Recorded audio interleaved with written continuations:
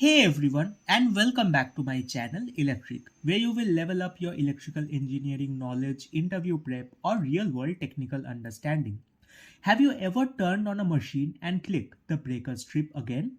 Or noticed lights dimming every time a heavy appliance starts? That's not bad luck, that's your main panel telling you it's overloaded.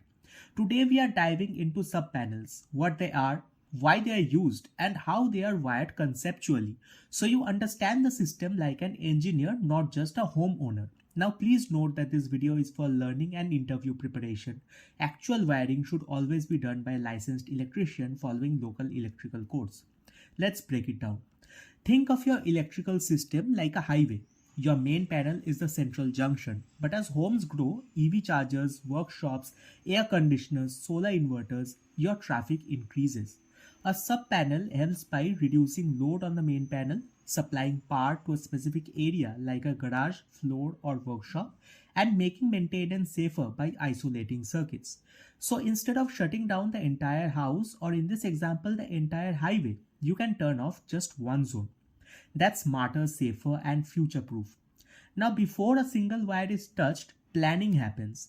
Key factors to consider are load calculation, as in how much current the subpanel will carry, subpanel rating, which should be 60 amperes, 100 amperes, or higher depending on demand, distance from main panel, which affects wire size, and local electrical codes like NEC or IS standards. Skipping planning is how wires overheat, breakers nuisance trip, and insurance claims get rejected. In interviews, remember this line: electrical safety begins before installation, not during it. A subpanel is powered through a feeder circuit from the main panel. It consists of four conductors: two hot wires which carry power, one neutral wire which is the return path, and one ground wire for the safety path. The key concept here is that neutral and ground are bonded only at the main panel, and in a subpanel they must stay separated. Why? Because mixing them causes shock risk, stray currents on metal parts, and code violations. This is a very common interview question and a critical safety rule.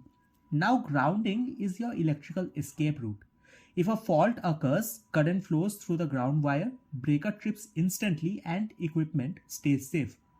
In a sub-panel, neutral bus is isolated and ground bus is bonded to the enclosure. This ensures fault current never flows where it shouldn't, like through human bodies. Once the sub-panel is energized, individual breakers supply lighting, sockets, motors, or tools. Loads are balanced across phases and circuits are clearly labeled. Good labeling equals faster troubleshooting, safer shutdowns, and professional workmanship. In real projects, messy panels are a red flag. Before power is restored, check the torque connections properly, verify voltage levels, confirm grounding continuity, and check breaker ratings. Only after verification does the system go live. Electricity forgives no shortcuts. Look out for some common warning signs such as repeated breaker trips, burning smell, hot panel surface, and flickering loads. And implement routine checks by tightening connections annually, looking for corrosion, and keeping panel dry and accessible. And remember, if something feels wrong, stop and call a professional. A subpanel isn't just extra breakers, it's about load management, scalability, safety, and smart electrical decision. Understanding this concept makes you job ready, site ready, and interview ready. If you found this useful, like the video, drop your doubts in the comments, and subscribe for more real world electrical engineering explained simply. Because knowing electricity is knowing safety. Thanks for watching, and until next time, stay curious, stay grounded, and keep learning.